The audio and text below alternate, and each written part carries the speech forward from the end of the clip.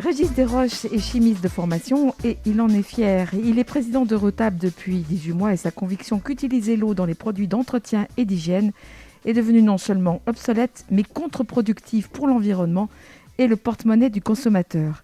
Et la recherche n'a de cesse chez Eurotab que de diminuer la taille des tablettes et leur emballage plastique. On évoquera d'ailleurs avec Régis Desroches la dernière innovation d'Eurotab, le coating tablette, ses coups d'avance sur RCF. Bonjour Régis Desroches. Bonjour. Nous sommes là, je dis nous, puisque Anne Bois est avec moi et que nous avons préparé cette émission ensemble. Nous sommes là chez vous, en tout cas dans votre bureau à Eurotab sur Andrézieux. Vous avez cette formation de chimiste et vous avez eu l'expérience d'autres usines qui utilisaient ce qu'on va appeler des matériaux dangereux finalement. Oui, alors j'ai effectivement une carrière dans l'industrie chimique depuis 26 ans. J'ai travaillé dans des produits d'entretien, d'hygiène ou de chimie. Effectivement, j'ai connu des environnements plus angoissants et plus compliqués à manager qu'ici. Chez Eurotab, on ne fait que de la poudre compressée pour les produits d'hygiène et d'entretien. Ce sont des produits assez simples, moins dangereux, pas besoin de conservateurs bactériens, pas d'effluents liquides dans nos usines, faible dépense énergétique, et puis surtout, le produit fini étant sans eau et avec des emballages très réduits puisque c'est compact, on a moins besoin de camions sur les routes, moins de stockage, et on arrête de transporter de l'eau dans des bidons liquides. Ce qui, c'est notre raison d'être, nous pensons, est devenu absurde. On va bien entendu le développer. Un retour sur l'histoire d'Eurotab. J'avais eu l'occasion de me retrouver d'ailleurs dans ce bureau avec Olivier Desmarescaux, le précédent PDG. Qu'est-ce qui s'est passé il y a 18 mois, Régis Desroches ? Alors, la famille Desmarescaux a admirablement développé cette entreprise entre 2001 et 2019 avec cette conviction que nous gardons constante, qu'il fallait arrêter de faire des produits d'hygiène et d'entretien avec de l'eau et du plastique. Donc la tablette permet d'éviter ça. Ça a été leur conviction et ça a permis à Eurotab de se développer jusqu'à un certain point. Ensuite, effectivement, nous avons vu une croissance très forte arriver parce qu'aujourd'hui, toutes les planètes sont alignées. Les gens comprennent que c'est stupide de transporter de l'eau. Ils veulent s'affranchir du plastique et la tablette le permet la plupart du temps. On veut des produits simples à utiliser. La tablette, c'est monodosé. Il n'y a pas besoin de conservateurs bactériens, ce qui fait peur à beaucoup de gens. Donc, il y a beaucoup d'atouts et on a une croissance au niveau mondial. Donc, un capitalisme familial jusqu'à une certaine taille, c'est possible d'accompagner la croissance. Ça devenait compliqué vu les besoins que nous avions. Il fallait investir, il fallait se développer. Investir plus vite, plus fort, pour prendre les parts de marché quand c'était possible. Donc, la famille Desmarescaux, effectivement, a choisi de mettre en vente Eurotab. Nous sommes partis avec un fonds d'investissement français très investi dans le RSE et conscient de la responsabilité environnementale, y compris au niveau financier. Donc ils ont pris 90% du capital, les 10% restants étant la propriété de 23 cadres d'Eurotab, dont moi-même. Nous avons un intérêt commun, c'est de faire prospérer dans la durée cette belle entreprise et continuer de créer de l'emploi. Pour parler finance, je dirais, est-ce que cela va jusqu'à l'intéressement, par exemple, des salariés ? Oui, nous avons un accord d'intéressement tout récent qui vient d'être négocié et signé par les 3 syndicats. Le critère pour redistribuer, c'est la profitabilité de l'entreprise. Voilà. Une entreprise, ça vit et ça peut se développer si elle gagne de l'argent. Donc c'est le message que nous passons à tout le monde. Absolument tous les employés ont le même critère et si on atteint certains objectifs, il y a des paliers, je vous passe les détails, nous sommes tous de manière identique rétribués par une prime d'intéressement. Eurotab, c'est plusieurs sites de production. 3 en effet, 2 ici sur la commune de Saint-Just-à-Rambert qui sont les sites historiques, celui de Pastilles de Javel, celui qui fait les produits détergents, c'est-à-dire vaisselle, linge, principalement, et puis un atelier plus petit pour les galets d'absorbeurs d'humidité. Et nous avons depuis 2012 un site à l'étranger, en l'occurrence en Turquie, mais qui est là pour le marché turc et les républiques avoisinantes. Donc c'est pas de la délocalisation ? Non, pas du tout. Non, ça a été une création in situ, propriété 100% d'Eurotab, et la famille Desmarescaux avait eu l'audace, parce que c'est une culture un peu différente, d'aller là-bas, évidemment, au niveau administratif, fiscal, c'est pas la même monnaie, il y a tout un tas de risques. Par contre, c'est un pays très développé au niveau industriel, et il faut le savoir, les les citoyens turcs, en moyenne, ont plus de lave-vaisselle que les Français. 75% des foyers sont équipés. Donc c'est un gros marché pour les tablettes lave-vaisselle et nous sommes contents d'avoir ce bel outil avec des salariés tout à fait investis, de grande qualité et qui nous permettent de travailler ce grand marché turc. C'est 86 millions d'habitants, hein, donc c'est un vrai gros marché. Et du coup, en termes de répartition des personnels ? Alors on est 95 en Turquie et 180 ici. En France. Ici, il y a le siège social, la recherche, le marketing, la direction, la finance, les commerciaux internationaux, hein, parce qu'on on fait les contrats, les négociations depuis ici. Et en Turquie, nous avons donc une usine, un commercial, un directeur général, qui est d'ailleurs franco-turc, et c'est très pratique pour nous. Parlons marché, justement. Oui. Le marché français, bien entendu. Européen, mondial ? Alors, Eurotab, c'est environ 65 millions de chiffre d'affaires aujourd'hui, 25% de ce chiffre d'affaires en France. Et donc 75% hors de France, une bonne partie en Turquie, qui est devenue un gros marché. Nous vendons des tablettes qui voyagent bien, puisqu'elles sont compactes, très stables, pas soumises aux aléas de température. Nous en vendons en Australie, en Nouvelle-Zélande, en Afrique du Sud, États-Unis, Canada. Ce ne sont pas des gros volumes, parce que si ça devenait gros, notre idée serait d'implanter des usines là-bas. Vous voyez ? Comme pour la Turquie. Ce serait encore mieux. Mais ce sont des marchés très dominés par les produits liquides. Hein, aux États-Unis, les considérations environnementales, plastiques, etc. ne sont pas tout à fait les mêmes, peut-être qu'en Europe. Mais ça viendra peut-être. Si on atteint un certain seuil, notre ambition serait de s'installer notamment en Amérique du Nord. Oui. En termes de recherche, il y a un bureau d'études ici, bien sûr. Il y a de nombreuses personnes qui sont dédiées à cette recherche. Alors, sur la recherche et développement, on est 14, essentiellement des ingénieurs chimistes qui font la formulation et le procédé de fabrication de tablettines. Vous y investissez encore, vous qui êtes chimiste beaucoup. De formation ? Ah bah oui, beaucoup.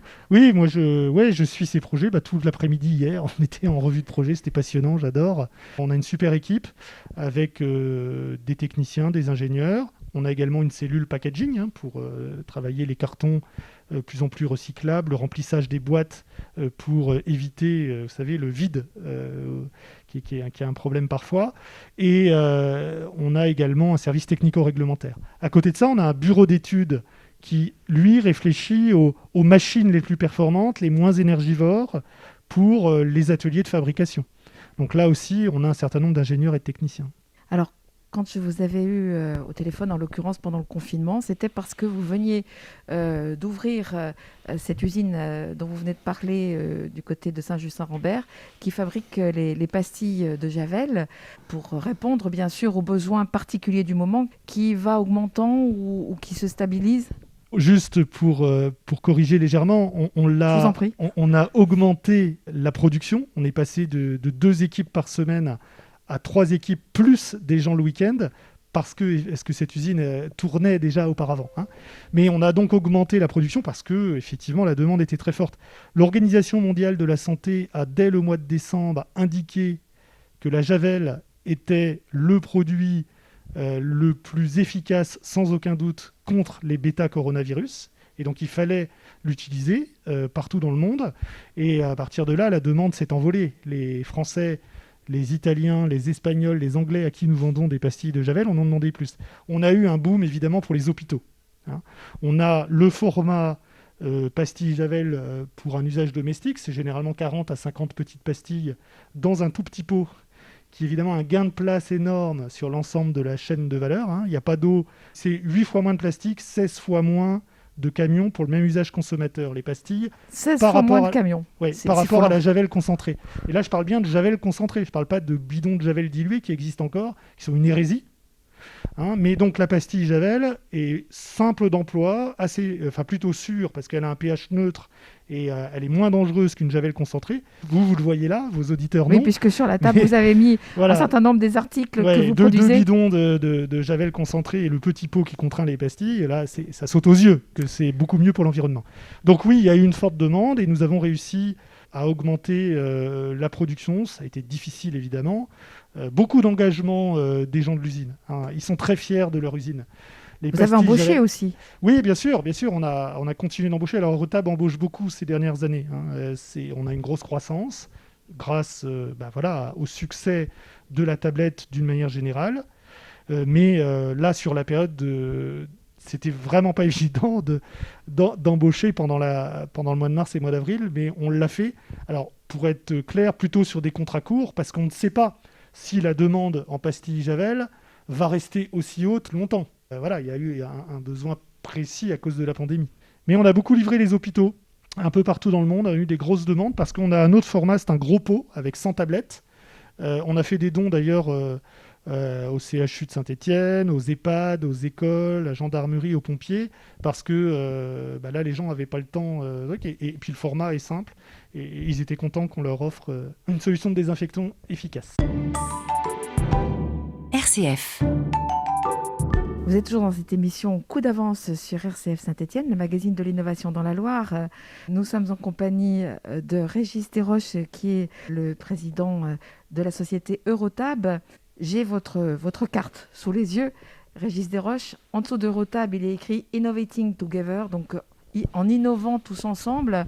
En préparant cet entretien, vous nous disiez que vous réfléchissiez justement peut-être, sans renier ce slogan, à autre chose qui dise peut-être encore davantage vos convictions, notamment par rapport au fait qu'utiliser l'eau aujourd'hui dans les produits d'entretien est une hérésie, comme vous l'avez dit tout à l'heure.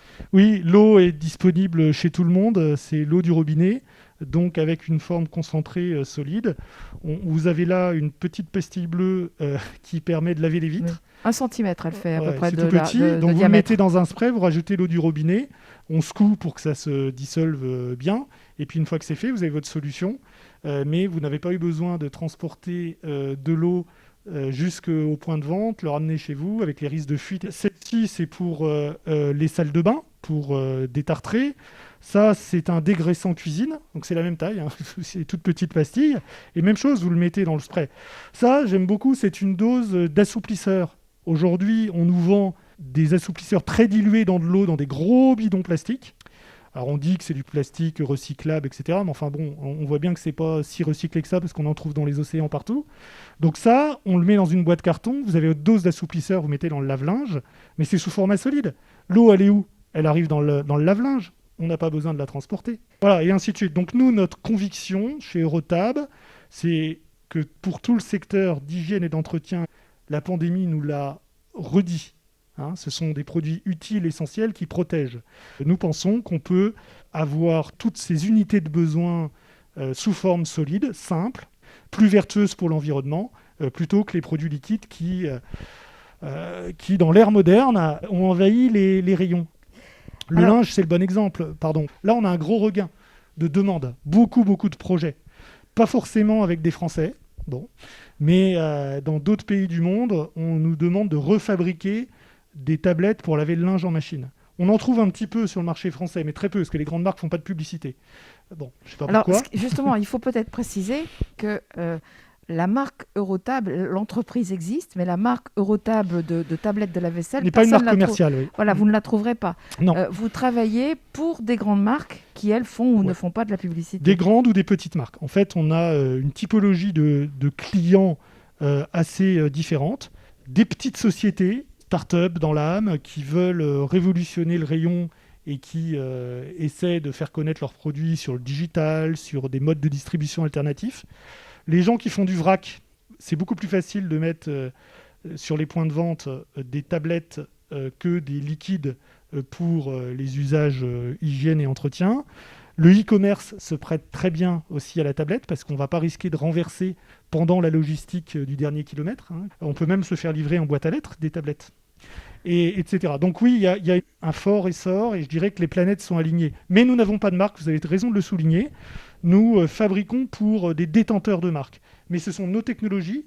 Nous leur expliquons ce qu'il y a dedans sans tout trahir nos secrets, parce qu'il faut bien qu'on garde un savoir-faire et nos formules notamment. On a les marques distributeurs. Dans la plupart des marques distributeurs en France, on va trouver des tablettes fabriquées par Eurotab. Alors, ce n'est pas écrit dessus, mais c'est évidemment une grosse clientèle. En Turquie également, les chaînes de distribution turques prennent leurs tablettes chez Eurotab. Et puis, des grandes marques internationales, ça arrive, même s'ils ont leurs propres usines. Des fois, ils font appel à nous pour des produits un peu spéciaux. Et puis, donc, des marques de plus petite taille qui n'ont pas d'usine, ça existe. Et en plus, c'est un peu compliqué d'apprendre à fabriquer des tablettes, ça ne s'improvise pas comme ça. J'imagine. Alors, évoquons avec vous cette tablette coating. Donc, coating, c'est de l'anglais. Pour moi, ça évoque le manteau. Oui. Donc, c'est la protection de la tablette, puisque toutes celles qu'on connaît, notamment celles du lave-vaisselle, par exemple, elles sont toutes dans emballées, un film ouais. plastique Alors, hydrosoluble. Ce que j'ai sous les yeux, là, le plastique, je ne le vois plus. Et en plus, la tablette est encore plus petite. Oui, la réglementation oblige les fabricants à emballer individuellement certains produits parce qu'ils contiennent dedans des ingrédients qui peuvent être irritants. C'est le cas des enzymes qu'on trouve dans les tablettes lave-vaisselle. Bon. Donc, il faut réglementairement un emballage. Ça a évolué. Avant, c'était des sachets plastiques qui sont devenus transparents, puis hydrosolubles et retreints. Nous, effectivement, on a inventé l'étape d'après que nous sommes en train d'industrialiser. On a déposé un brevet. Alors, le mot anglais, c'est coating, mais effectivement, on va en français parler d'enrobage ou de pelliculage. La tablette a une surface physique dense, très dure, qui permet d'isoler les produits de la poudre et les doigts du consommateur. Donc, ça répond à la réglementation. Par contre, c'est une technologie différente. On spraye les tablettes, un peu comme une peinture, si vous voulez. On va attendre que ça sèche. Et puis ensuite, on l'emballe dans les boîtes carton. Et donc, ça élimine un produit plastique individuel en plus. Donc, comme c'est notre vocation d'être dans le secteur, le vrai secteur développement durable, parce qu'il y a aussi beaucoup de ce qu'on appelle greenwashing, des marques qui disent « Oui, c'est super, on est vert, regardez, notre flacon plastique, il est de couleur verte. Bravo, merci. » Nous, on ne fait pas ça. On va au contraire essayer... en restant humble, il y a des produits chimiques dans des produits d'hygiène d'entretien, c'est obligatoire. On essaie de les rendre le plus biodégradables possible, le plus en plus d'origine naturelle, ça c'est une grosse tendance, et puis donc éliminer le plastique jusqu'à l'emballage individuel. C'est l'objet de ce projet coating. On l'a sous les yeux, là, un emballage carton dans lequel se trouvent 30 tablettes qui, au lieu d'avoir des tablettes de 16 grammes, passent à des tablettes de 12 grammes, et du coup, le carton devient pratiquement 2 fois plus petit. Voilà, et ça, c'est immédiatement des gains en emballage et très important en logistique. Parce que les camions diesel qui emmènent les produits, on ne sait pas trop faire autrement. Là, ces 2 boîtes, vous avez 50% de produits en plus dans une remorque de camion. Parce que la palettisation, du coup, est plus aisée. Voilà, c'est plus petit. C'est homothétique, si vous voulez. On réduit vraiment le volume transporté. Mais aussi... les manipulations dans les magasins, entre les entrepôts, vous savez, les gens qui remplissent les rayons la nuit, on va mettre 12 boîtes sur un fardeau, 8 là, ça fait moins de manipulations, qui sont des travaux un peu lourds et difficiles. Et dans le domaine de votre production, vous réussissez aussi à avoir ce respect de l'environnement ? Oui, alors, les usines de tablettes ne contiennent pas de liquide. Donc déjà, c'est un gros avantage, c'est qu'on n'a pas besoin de station d'épuration pour le nettoyage, on travaille à sec. Bon. Ensuite, il n'y a pas besoin du tout, puisque encore une fois, il n'y a pas d'eau, de conservateurs bactériens. Et effectivement, ensuite, les procédés de fabrication sont assez peu énergivores. On a des machines avec de la compression pour comprimer la poudre et en faire une tablette. Donc là, il y a de l'électricité, mais ce n'est pas prépondérant dans nos coûts, c'est pas quelque chose d'essentiel. On arrive au terme de cet entretien, Régis Desroches. Vous avez pris la peine de nous présenter avant justement l'interview les produits qu'on vient d'évoquer. On vous sent très enthousiaste. Vous êtes convaincu aussi profondément. C'est vraiment votre moteur dans la prise de risque que vous avez osé prendre justement en devenant actionnaire avec d'autres salariés d'ailleurs de cette entreprise. Oui, alors je vous remercie d'abord pour le compliment. C'est vrai qu'on est passionné, on a de l'enthousiasme, on a une entreprise qui se développe, qui embauche, qui investit. Donc tout ça est plaisant et malheureusement très rare. Et la crise économique qui est devant nous va évidemment, on le sait tous, malheureusement faire des dégâts. Nous, on est sur une tendance au contraire positive, donc ça donne de l'enthousiasme et de la joie. Après, la prise de risque actionnariale, j'ai travaillé dans 3 très grands groupes internationaux cotés en bourse. J'ai appris beaucoup de choses, c'était très stimulant intellectuellement, je voyageais beaucoup. Il me manquait au bout d'un moment le sens. Parce que vous avez des décisions que vous ne comprenez pas, prises par les très grands patrons et souvent soumis aux diktats de la bourse. Et vers 40 ans, je me suis retourné et j'ai dit mais il manque le sens. Donc j'ai mis un pied, et c'est une prise de risque déjà, dans le monde des PME. J'ai changé complètement d'environnement. Alors, il y a beaucoup plus de problèmes quotidiens à gérer, il y a des mauvaises surprises, on a moins de monde, il faut s'intéresser à tout. Parfois, on dort mal. C'est moins confortable que le salariat dans les très grands groupes, c'est clair. Par contre, c'est plus passionnant. On est avec les gens sur le terrain, on n'est pas dans des grandes tours à la défense. Moi, j'adore. Effectivement, c'est ancré. Dans l'industrie, en plus, vous avez tous les métiers. Voilà, il y a des ingénieurs, des techniciens, il y a des ouvriers, il y a des intérimaires, parfois analphabètes, parce qu'il faut donner l'emploi à tout le monde. Et on a tous les métiers, on peut recruter plein de profils différents. Voilà, on est dans la vraie vie, je crois, dans les PME, dans les territoires. Et effectivement, moi, j'adore ça. Régis Desroches, merci infiniment. Merci.